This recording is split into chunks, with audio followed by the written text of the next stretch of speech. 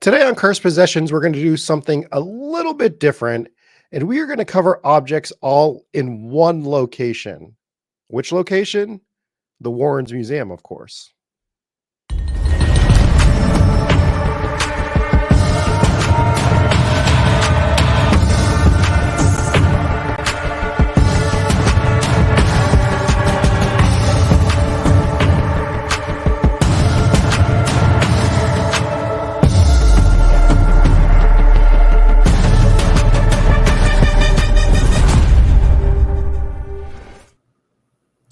Welcome in, everybody, to this Cursed Possessions episode. I am your host, Rob Coakley, joined as always by Jesse Wilkins. Hello. And by Dave Wilkins. Hello. And today we're not going to focus on just one single cursed possession. I decided that why don't we take a look at a collection of items at a specific location, and we're better to start with doing that than the Warrens Museum, right? A place that we wish we could visit, but not the easiest place to visit nowadays. That's true. Yeah. I'm a little disappointed you didn't go visit it when you were actually in Vegas, but I guess you were busy. It's also not in Vegas. Yeah, it's not even close to Vegas. No, they're in Connecticut. Oh, what am I thinking? I'm thinking of Zach Baggins. Zach Baggins was in Vegas. That's right. This one actually is pretty easy for us to get to. It's easy to get to, but they are not open to the general public, so you have to actually book through the organization and get in. And I don't think it wasn't something they wanted to do on purpose, but the town sort of shut them down, if I remember correctly. Right, not entirely sure on the specifics of that, but that's what I've heard, is that it's not open to the public because it's in like a neighborhood. I believe it's just in the Warrens' old house, which is another. I mean, I'd just like to visit there anyways for the nostalgia. I got all the Warrens books, obviously a fan of their work, very controversial figures in this community, but I think for the most part, well, the museum, it stopped being open to the public, I think, right around the time the Conjuring movies got really big. And you had the same issue with the Conjuring house where they had to put up barbed wire and stuff. And now, obviously, you had the town of, what's the town name? It's Monroe, maybe? Monroe, Connecticut? No. The Conjuring house? Or are you talking about the Warrens? I'm talking about the Warrens house. Oh, the Warrens house. Oh, no, the Conjuring house is different. It's in Harrisville, but I'm talking about, I think it's Monroe, Connecticut for the Warrens house. The town obviously stepped in and said, you can't have 1 million people lined up on the street. So on this residential street. You are correct. It is Monroe, Connecticut. Right. You, Dave. Nailed it. Dude, you know me, my geography is on point as always. Some are saying the best. I mean, what if your attachment when you pass away is to a globe or something like that, or a map? A map. or a haunted GPS where you just keep sending people the wrong places. Reminds me of that GPS voice that Jesse used to have, the Anthony Hopkins as Hannibal First of all, fuck off, because I had that first. That was my voice that I had. It was a weird thing to get possessive about. That was my Anthony Hopkins voice. I literally didn't even need a GPS. I went out and bought, it was like those old GPSs that you would mount. Obviously, we all have it on our phones now, so you don't need them anymore for the most part, but you would mount them and you could customize it. So I had, instead of a car, I think I had a little Spider-Man, which I believe I completely copied you on everything because I thought it was all awesome. And I had, it wasn't Anthony Hopkins, but it was somebody mimicking the Hannibal Lecter voice. And what they would do is they would customize every direction. So instead of like the regular GPS voice saying you're like, turn right ahead, it would just go, turn right, driver. And then the best part was like randomly while you're driving, there wasn't even a direction coming up. He would just randomly say some stuff sometimes. It wasn't like obnoxious because he would do it so few that you're like happy to hear it because it would be so surprising. But he would just randomly be like, I'll tell you things, you tell me things, driver. Right now, I'm telling you to take a U-turn. Very sharp right, driver. Oh, it was amazing. We would get so amped in the car, me and Jesse, when we would hear something new. Like after a year and hear him say something that we hadn't heard before, we would be like, yes, we would be celebrating for like 15 minutes. You're like, hell yeah. Something else. It also like, and I don't know if this was just Hannibal Lecter being Hannibal Lecter, but I'm pretty sure it tried to get us murdered a few times by taking us complete wrong ways down dead end, dark alleyways and things. We're like, what are you doing, Hannibal Lecter? This ain't the right. That trip to Foxwoods one evening, where it took us to this dead end neighborhood road that I thought we were going to get murdered. No street lights. It's Connecticut. I don't even think they've started putting street lights in Connecticut yet, but it went down some side road and it was just like abandoned buildings and broken down barns. It looked like something out of whatever movie we just watched. The one where it was following the serial killer around. What movie was that? Oh, yeah. God. Can't remember. But anyways, it just looked like a scene. Violent nature. Yeah. Yes. It looked like one of those roads. It was just absolutely horrifying. It was turning us to drive through the woods. It was. Yeah. And it took us to a dead end road in the woods. And anyways, it was probably right near the Warrens' house, actually, in Connecticut as well, because that's where Foxwoods is. So quite relevant to this story here. But I did just look it up. It is still marked as permanently closed. So it looks like they haven't worked that out yet. But that's what permanent means. Mm-hmm. All right, well, let's talk about some of the objects within that museum. And we're going to start out with the Shadow Doll. And I get this first right up from Mundo Series X. And they wrote, learn about the story of one of the most frightening items that is found at the Warrens Occult Museum, the Shadow Doll. And I'm also going to stop real quick. We're not going to cover Abigail. We have a whole episode. We're not going to cover Annabelle. We have a whole episode on Annabelle, so you can go check that out. So Annabelle is obviously the most well-known item in this particular museum.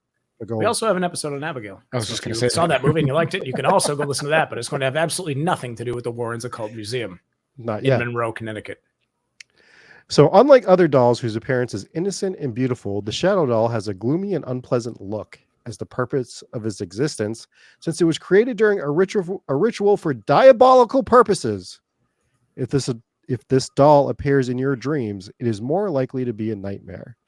Besides pure evil doing, the Shadow Doll is made up of human bones and the teeth and nails from animals. This cursed doll scatters its ill in an unusual but no less terrifying way. The creators didn't make her as a gift, but to take her photographs and send them to the people they wanted to harm. And this really sounds like a lot of the eBay things that we cover. Right? Anyone who could see the Shadow Doll's picture, a curse would fall on them. At first, when people used to receive the photo, they would laugh it off thinking it was a joke. I wouldn't laugh it off. When you guys see this thing, you're not going to be like, oh, thank you for showing us the picture that will curse us. Yeah. But that's true. But once it was night, they wished to never have slept on. The doll would appear in the victim's dreams. The nightmare would be so terrifying that the person's heart would stop forever. It is not known how the Shadow Doll came into their hands, but a seller of ancient things sold the doll to some collectors who were affected from the first day they walked through the door of their house with her. That day, the couple had nightmares where the doll appeared, and once they woke up, they were full of scratches. Ooh. The second night, the same thing happened, but this time there weren't just scratches, but some marks like they were scratched with claws. After that, they decided to call the Warrens to take over the doll. So why not just destroy it? It is believed that the magic in the doll is so powerful that if she is destroyed, the spirits that were summoned during her creation will follow after those who did it, bringing misfortune and fear. So that is the story of the Shadow Doll. Would you like to see the Shadow Doll? We would. I don't think we have a choice. All right. Well, if any of you die in a heart attack tonight, do not sue me. Viewer discretion advised. Yeah. If you don't want to look at this picture, look away and you can listen to us as we get cursed in real time. And boom. Here is the Shadow Doll. It's very scary. It has one tooth. Yeah, it's like a snake tooth. Looks like it's like sideways or something. Definitely a part of like an animal tooth. Well, that's what it's made out of, right? You said it was made of like human bones and animal parts. Right. It could be an upside down human tooth. Doesn't look like the roots. No, that's a good point too. Do they know they put it in upside down? The hair is like made of it looks like feathers or something like that. Looks like there's feathers intertwined into it. There could be braids of human hair. Oh, nope, God. Feathers. Oh, that's God. Feathers. That is terrifying. You know what's great about this? Whether the story is true or not, this is one of those stories. And like you said, it's a lot like these eBay posts that we go through. If you haven't listened to those yet, you can join us as we actively hunt for the most haunted items on the internet, where we scour eBay for what could be or could not be haunted items. And I think in a lot of these cases, they are not actually haunted items. It's just a scam on eBay for someone trying to make a buck. But With those ones, they usually have one or the other. It's either really good stories, and then you pull up the item and it just looks dumb, which doesn't mean it's not actually haunted, but it's just like you laugh when you see the image. It's just like, a bucket on a mop pole or something. Like, it's just like, the hell is this thing? But you either get that or you get a really creepy looking item like this with just absolute nothing for a backstory, or just a complete garbage backstory. You're like, well, the item looks cool and I kind of want it, but your story sucks. So you should have got that together. This one, both. Terrifying story, terrifying item. Whether it's haunted or not, it's oh god, every time you pull up a new picture, it looks even more and more scary. Like, this thing is horrifying looking. Wow. They have it in a glass case in this picture, or mirror or something, but yeah, this thing is creepy. It looks relatively large as well, and the hand is terrifying, swollen hand, broken fingers. For audio listeners, we will describe it. It seems to be a doll of some sort. Seems to be wearing black robes, as we said earlier. It seems like it has kind of some sort of feathers, probably dinosaur feathers for hair, and it has kind of an Asian look to it, but you don't know because the face is so distorted. Right. Has these black eyes, seems to have some sort of paint on the face, looks like black lipstick. This thing is absolutely something of nightmares. Like, it's horrifying looking. And then you have a nice reflection of the son-in-law of the Warrens, right in there with him on just the glass case. So he's just hanging out, taking the picture, but absolutely terrifying looking doll. Scary story. If I were to wager a large sum of money whether or not this thing is actually haunted, I would lean in the direction of yes, just to be safe. And we've now looked at the pictures, so now we're cursed. We are cursed. We're all going to die of heart attacks tonight, probably Rob first. He's extremely old. Well, the one below me, Dave, is the one that's about to be really extremely old. So true. Yeah. Do we want to get into the next one? Let's hop into it. All right. So our next haunted item in the Warrens Museum is a vampire coffin. Hell yeah. And this is from Haunting Realm, the write-up. The vampire's coffin is one of the most intriguing artifacts in the Ed and Lorraine Warren Occult Museum. This artifact was reportedly owned by a man who claimed to be a modern-day vampire. The man allegedly slept in the coffin during the day, adhering to the traditional vampire lore of nocturnal activity. The Warrens were called in to investigate after the man's claims of being a vampire became public. During their investigation, the man admitted to the Warrens that he was indeed a vampire, leading them to take possession of the coffin, which kind of a dick move. Yeah, did he not put up a fight for this? According to the Warrens, this individual adhered to the lore of using the coffin to sleep during the day and being active at night. The artifact is a compelling piece of the museum's collection, reflecting the darker and more mysterious aspects of their work. And so when they took the coffin away from him, he wasn't able to sleep in it during the day. Did he then burst into flames? That is a good question. And to be honest, I thought that getting more backstory on these items was going to be a little bit easier than it was. It was a little tough to track down. I could fill in the gaps here. Okay. Slept in the fridge. Oh, okay. That's what probably I do. what he did. Yeah. That's all I got. But yeah, I thought that it would be a little bit easier to find out more about the artifacts, which, I mean, going there when it was open was probably the way to do it. And I'd say so. Well, you know what I mean? But like a lot of times you can still find out a lot. Like the Hope Diamond, I could write a whole book on the Hope Diamond, the amount of information that's out there on it. So kudos to them for keeping some of this under wraps so that you actually had to go and visit it. But let's take a look at this coffin. This is what the coffin that they have in the museum looks like. It is designed by Ed Hardy. It does look like it's designed by Ed Hardy. There's a picture of it looks like Ed probably at the Ed cemetery. Warren. Not Ed Hardy. Not Ed Hardy. What does Ed Hardy look like? I've never looked this man up. Oh my God, we should probably look that up at some point in our lives. Yeah, it actually is Ed Warren. They are the same person. Oh, good. That's what I thought. That's what we all thought. Oh, his name is actually Don Ed Hardy. I think I've seen that. Yeah, and his tattoos look just like his artwork. So, anyways, he also designed this coffin. It was very nice of him. So the coffin has a piece of jewelry at the front, at the top of it. It has like a piece of glass to where the head will look out of the coffin. So as someone's in there, a window. Yeah, there's a window in the coffin. There's a picture of Ed Warren on the front of it. And then I don't know what the hell is below that picture of Ed Warren. It's some sort of devilish design. I'm more concerned with what is in the window. Is it a doll's head? Looks like a doll's head. On a pedestal of some sort. Probably just showing you what it would look like with somebody in there, I would assume. I think you could use your imagination. I do wonder if that doll is haunted as well, or if it has any ties to the story whatsoever. I wouldn't be shocked. There is quite a few haunted objects in this particular museum. Right. So for audio listeners, we're looking at a coffin. Like Rob said, there is a window. There is an Ed Hardy looking design on the bottom, a picture of Ed Warren, and then in the coffin, it is a blonde head. It's a female. Looks like a doll's head. And I do wonder what the story is and why they picked that to be inside of the coffin. And then you have some sort of a chain on top. It looks like maybe a pendant or a necklace kind of tied about it. I'm more curious about the items in and around this coffin or on the front of this coffin than the actual coffin story, because it sounds like it's just, a guy who thought he was a vampire.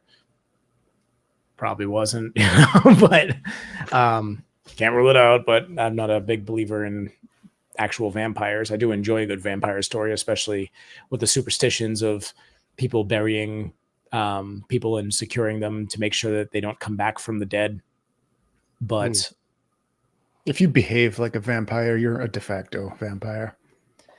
Yeah, but if you die, vampires can die. They can.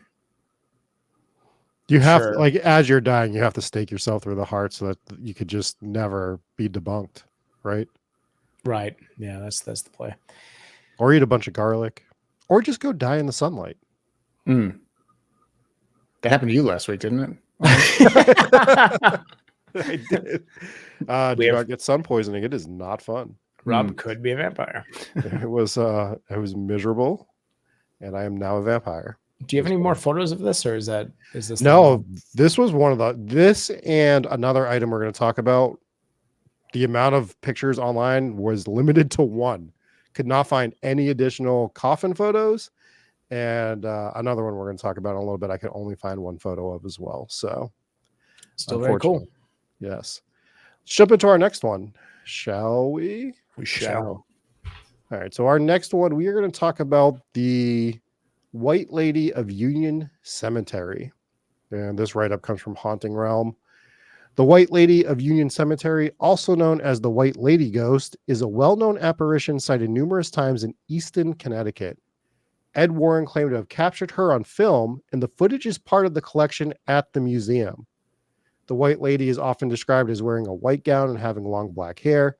She is known for her mischievous behavior, such as appearing in the middle of Route 59 and being hit by a car, only to vanish when the driver stops to check, which we've heard multiple times. So might need to look more into this when we start doing some sort of hitchhiking collection of stories, because there's so many of them. Visitors have also reported seeing her floating among the gravestones. The identity of the White Lady is subject of speculation.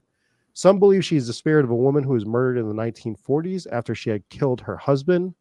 Others think she might be another woman who was killed at the turn of the 20th century and had her body dumped in a sinkhole behind the church. Yet another theory suggests that she is the spirit of a woman who died during childbirth and is roaming the earth searching for her lost child. Another story we've heard multiple times as well. So this one's a little different because they actually supposedly have the footage of the ghost there. It's not a haunted item, but it's something that's in the museum that I would be really interested in watching and seeing what this footage is of this White Lady that the Warrens say that they have captured. But what they do to represent it in the museum is they just have this particular mannequin, I guess, to let you know about the White Lady of Easton, Connecticut. For our listeners, we are looking at a mannequin wearing a white dress and a white veil.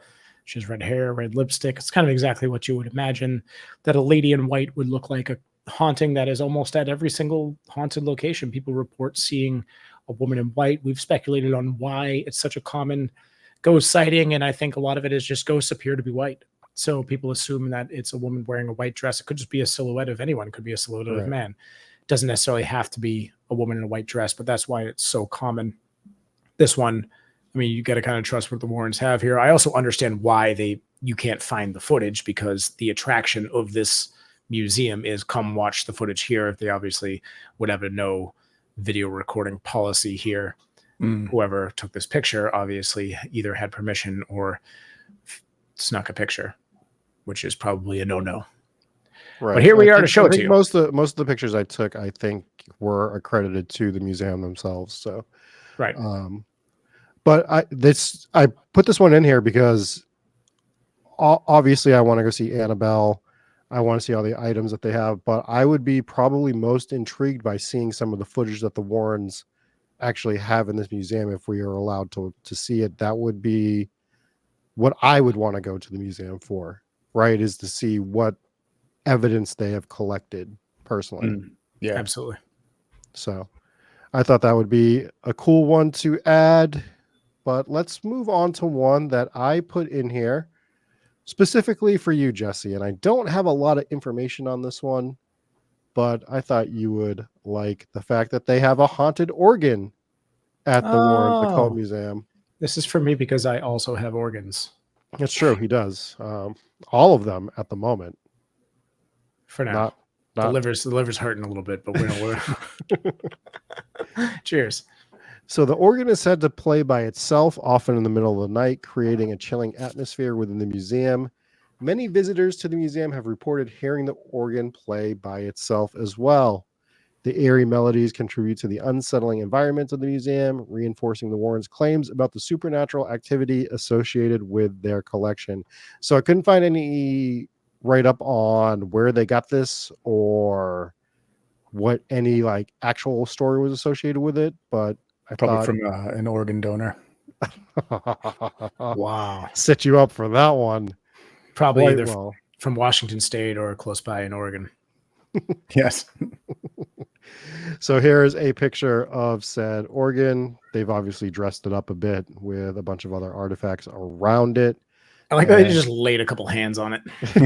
Gotta do it. For audio listeners, you have a Addams Family looking hand just kind of creeping across the piano, and then they just laid Thing, sorry, not it. It was a furry one, right? Yeah. So you have Thing kind of walking across the piano keys, and the other side they just lazily laid a skeleton hand down on it. I love it. You might as well dress it up. There's a sign on it that says Restless Spirits, and then a bunch of statues and some actually I thought they were candles, but maybe not. There's like an electric light kind of mounted on it. Everything here is dressed up nice. It all looks very spooky.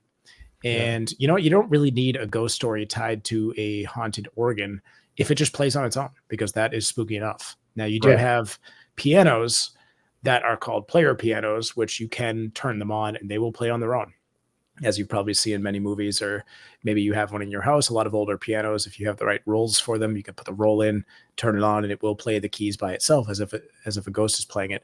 But I have never heard of a player organ. So I don't think that that's a thing that, I mean, I'm sure the technology's there. If you could do it with a piano, you could do it with an organ, but I've never seen a player organ before. And it's pretty cool.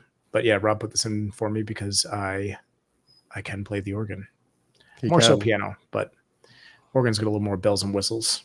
No pun intended. This thing also has there's another picture of it with a Teddy Ruxpin doll on this, which was a terrifying toy as a child. I don't know if either of you had a Teddy Ruxpin. I think we got a story about a Teddy Ruxpin from a listener one time as well, where it just turned on and was maybe the batteries are low, but it started talking in like a demonic voice from the closet. I do remember that. Yeah. Was it that or a Furby? Could it have been a Furby? I remember the Furbies used to do that when they got the low batteries. Yeah, the Furby definitely could have, but I think the story that was given to us was about a Teddy Ruxpin in a closet that just sounded like the devil. And when the batteries went low, the eyes would start like blinking at different times and moving real slow. When they don't blink at the same time, then that's when it's absolutely terrifying. just one eye and then the other eye. That's scary stuff. Let's read a story. Hopefully that is the haunted Teddy Ruxpin that is on top of the haunted organ. They both start talking and playing at the same time. Maybe the stuffed animal plays the organ at the same, maybe that's the one playing it. Maybe it's the floppy clown. It could be the floppy depressed clown as well. Could be. You got to assume that all of these dolls are haunted, which Rob loves haunted dolls. Oh, those are my favorite. We need so many more haunted dolls in our lives. Got 2 more things to get through here. So let's get into the next one. The next one is called the Conjuring Mirror. And it is not associated with the Conjuring House. Which a lot of things right now shouldn't be associated with the Conjuring House. But we won't get into that today. The Conjuring Mirror. A lot of drama in the paranormal community these days. We just stay out of it. Yes. The Conjuring Mirror was reportedly used in rituals intended to communicate with the dead.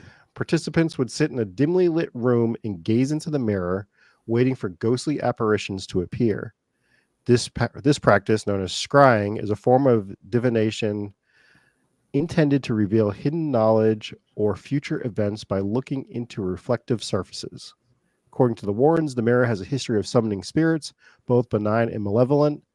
People who have attempted to use the mirror have reported seeing terrifying images and experiencing haunting phenomena. It was also believed to be involved in a case of demonic possession. The Warrens warned against using such objects for spirit communication as it can invite dangerous and uncontrollable entities. So we have a mirror that is believed to have people have used to communicate with spirits, and even supposedly, allegedly, a case of demonic possession. Again, I wish they would give us more details on some of this stuff. A lot of this is very vague, but if you actually get into the museum, maybe they kind of expand upon some of these stories and let you know when they were used. But this is the one picture of the mirror that I could find. It's a cool mirror. It was a pretty cool mirror. Couldn't find any more. It looks like it. Sorry, for audio listeners, it looks like it has kind of gold trim. It's kind of, I want to say Victorian, but anytime anything looks old and fancy, I call it Victorian era. But I don't know. It's fancy. It's a fancy boy. It looks like it would cost a lot. It has a little golden character at the bottom. Looks like it's probably not attached, but probably propped in front of it. But it is a young girl wearing a Victorian era dress with a Victorian era hat, and her hairstyle looks to be Victorian. And her name's Victoria as well. Her name is Victoria. She was victorious, and that's why they made a statue out of her. And that's all the time we have, folks. No, that's but it's a mirror. So if you look at it, I'm assuming you would see yourself. And if you can use it for scrying as well. So for audio listeners, if you're wondering what a mirror looks like, that's the description for you. You're welcome.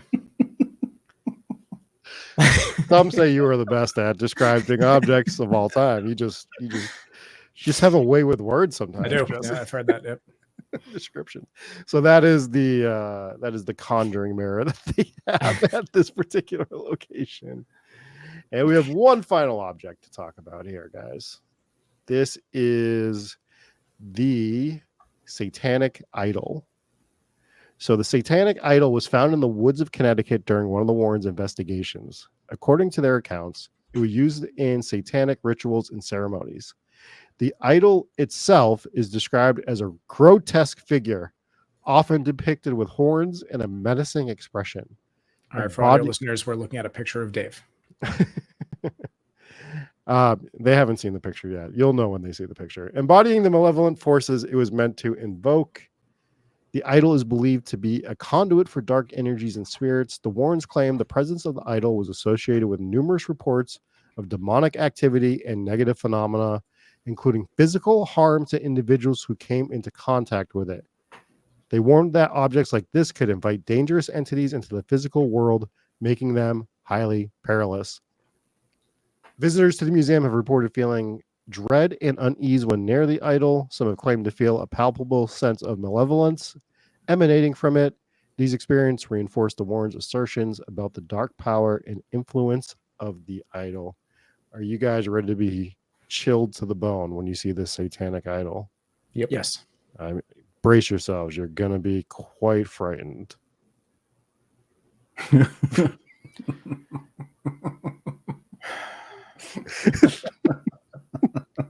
So they're not all scared of you.